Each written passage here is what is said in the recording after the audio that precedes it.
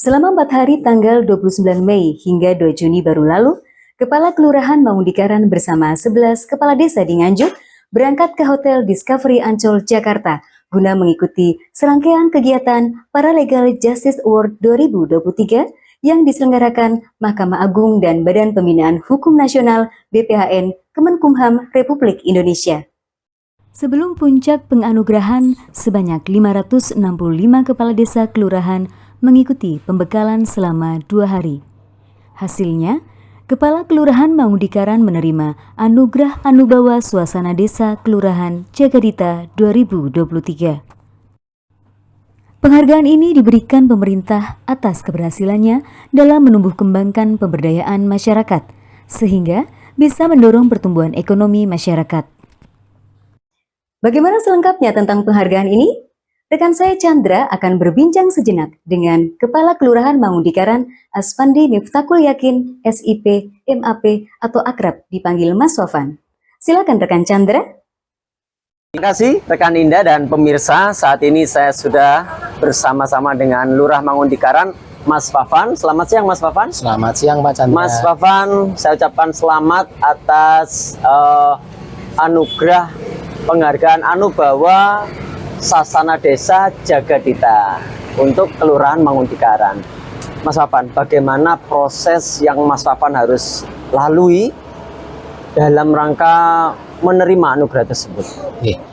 Mungkin saya sedikit bercerita kenapa kok Mangundikaran kemarin bisa masuk nominasi di Paralegal Justice Award, yang alhamdulillah kita bisa mendapat penghargaan untuk Kelurahan Mangundikaran itu Anubawa Sasana Desa Jagadita. Jadi 2021 itu sebenarnya saya mendapat sebuah istilahnya masalah. Jadi masalah ini adalah masalah aset di Pemda. Kebetulan di wilayah kami berproses dengan teman-teman bagian hukum, dengan teman-teman kejaksaan, dan di tengah perjalanan mungkin karena sampai kasus 2022 ini selesai, mungkin dari pihak bagian hukum 2021 itu menganggap Mangundikaran ini layak. Setiap permasalahan yang sifat seperti tindak pidana ringan, masalah kewarisan, masalah tanah, ini bisa diselesaikan. Jadi dari teman-teman bagian hukum akhirnya menunjuk kami untuk mengikuti kegiatan Kadarkom. Jadi Kadarkom adalah kelompok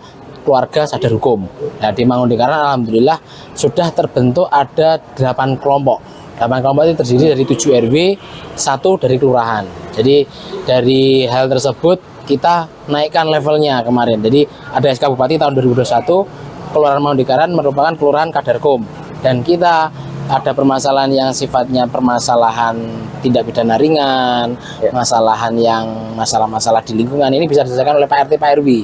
Jadi kita juga bisa mengarah ke restorasi justice. Restorasi justice ini kan programnya dari teman-teman kejaksaan. Jadi kita juga mendapat SK Bupati tahun 2022 terkait dengan restorasi justice. Nah, dari 2 SK ini akhirnya kami mendapat kepercayaan dari Pak Bupati.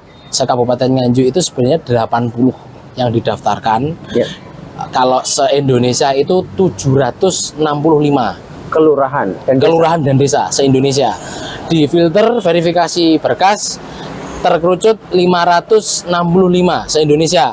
Di kabupaten dari 800 tadi menjadi dari 756 jadi 500. Itu se-Indonesia. Yang se-Kabupaten Nganjuk dari 80 keluarlah 13 desa dan kelurahan, dan alhamdulillah satu-satunya kelurahan cuma Mangundikaran yang ikut seleksi itu. Kita lengkapi berkasnya termasuk SKRJ, SK Kadarkom, termasuk kita bikin video juga kemarin Bang Dimas. Jadi ini kreativitas teman-teman Kim juga. Bang Dimas itu membangun mediasi dan membangun dialog dan mediasi. Ini nilai plusnya. Nah, akhirnya dari seleksi itu terkerucutlah 300 untuk Kabupaten Nganjuk, ada 13 desa dan kelurahan. Nah, selama 5 hari kami melakukan semacam transfer knowledge, jadi seperti diklat lah. Ada pretest, ada posttest, bahkan kami kemarin juga mengikuti upacara Hari Lahir Pancasila di Monas. Nah, ini menjadi sebuah pengalaman berharga bagi saya, bahwa Pak Lurah, Pak Kades itu memiliki beban tanggung jawab moral bagaimana setiap permasalahan yang ada di lingkungan itu menjadi agam perdamaian. Jadi jangan sampai cekcok masalah tetangganya, masalah batas tanah, larinya ke pengadilan. Nggak usah. Sekarang dengan adanya Anubawa Sasana Desa Jagadita, adanya non litigation peacemaker, adanya para legal justice award, ini diharapkan permasalahan itu cukup selesai di tingkat kelurahan. Alhamdulillah Mangundikaran mendapatkan Anubawa Sasana Desa Jagadita. Jadi menunjukkan bahwa Mangundikaran ini sebuah wilayah, sebuah kelurahan yang dimana dia kondusivitas Kantipmasnya itu benar-benar terjaga, kondusif. Dan yang pasti arah kedepannya bagaimana Mangundikaran ini bisa mendatangkan investor, jadi meningkatkan daya investasi dari luar dengan stabilitas kondusif yang ada di kelurahan ini ya.